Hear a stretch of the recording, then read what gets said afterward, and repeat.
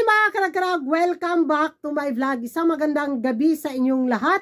Mula dito sa Lasak City. Welcome back electricity. Buong araw walang kuryente sa Lasak City mga karag-karag. Nag-brand out, kaya brand out din ang pagkachismosa ni Kuragan. Pero hahabol tayo ngayon sa mga latest chika, mga pa-intriga galore na pinagchichismisan ng ating mga friendly neighborhood na mga chismosa at mga chismosa nating mga taga-takos. Wala muna tayong menopausal fashion level up na distraction look mga karag-karag. Kasi nga hinahabol ko talaga yung mga pa-eksena galore sa mundo ng beauty pageant na kung saan pag open ko talaga pagbalik ng kuryente, bahala. Eto na. Nako, magdi-declare daw ng war. Ang mga Indian fans laban sa mga Pinoy fans sa Miss Grand International Pageant mga karag-karag dahil daw, nako, interesting to. Galing talaga to sa mga taga-takos na beauty pageant pages. Dahil daw mas binigyan daw ng atensyon at panahon at oras at dedikasyon ni Uncle si CG kumpara sa kanilang winner na sa Miss Grand International 2024. Dahil mas binigyan daw ng priority ni Uncle si CG na i-promote ng bongga kumpara kay Rachel mga karag-karag. Kaya sabi nila, it's time to declare war. Makigira na kuno ang mga Indian fans laban sa mga Pinoy fans. Kasi napaka-unfair daw nito sa kanilang winner, sa kanilang reyna na hindi man lang daw binigyan ng atensyon at action ni Uncle Bitaw. Sa nangyari daw doon kay Miss France, tapos ngayon na naman daw mas binigyan daw ng pagmamahal ni Uncle si CG. Nako, ito yung mga pa-eksena sa mga comment section sa mga taga-takos beauty pageant pages mga karag-karag na kung saan mas agree pa daw sila na mas mahalin ni Uncle si CG kumpara kay Rachel. Mas relatable English Kuragan. Mas feeling winner pa talaga daw si CG kumpara kay Rachel. Sana si CG na lang daw yung kinoronahan ni Uncle at hindi na lang daw yung taga-India. Grabe yung gigil nila sa taga-India mga karag-karag. Sa nanalong sa Miss Grand International.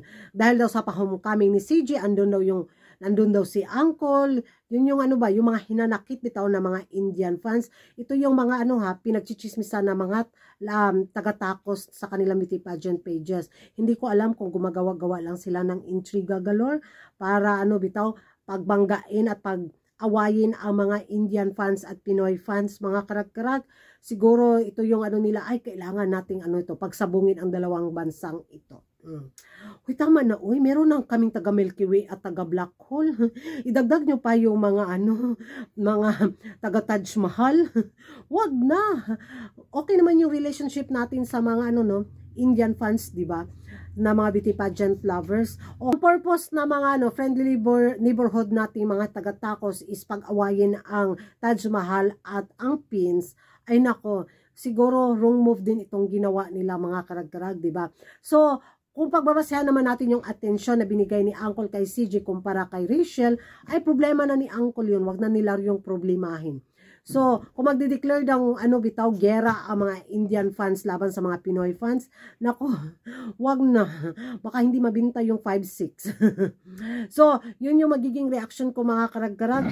So, wala namang problema kay CG at kay Rachel, diba? So, yung mga taga-takos fans lang ang talagang gumagawa ng mga pa-eksena para magalit ang mga taga-Indian fans at manggigigil din ang mga pagpuyo kay nagchismis si Mami. Okay, wait pagpuyo sa pong kitkito nang ako ang butanganan sa akong cellphone mga karag-karag. So, yung pinakita nilang suporta kay CJ sa kanyang naging journey nga bilang first runner-up sa Miss Grand International 2024, full support naman sila at gusto talaga nila si CG na sana yung kinoronan ni Uncle, pero tactical lang nila talaga ito para pag-initin ang kumukulong mga nervous system galore ng mga taga-Indian fans mga karag-karag. At sila yung maging dahilan bitaw na magkawarla-warla bitaw tayo sa mga taga-Taj Mahal team, di ba?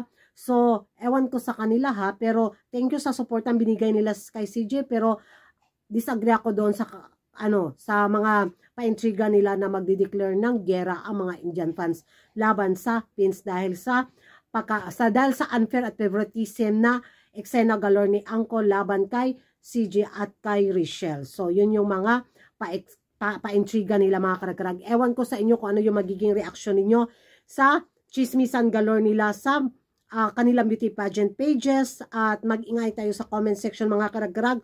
Kung hindi ka pa nakapag-subscribe sa YouTube channel ko, don't forget to like and subscribe. Kuragan Karag, ang babaeng lagi na karag-karag. And see you in my next vlog. Bye-bye na karag. Bye-bye. Bye! Bye na, bye-bye. I love you, I love you.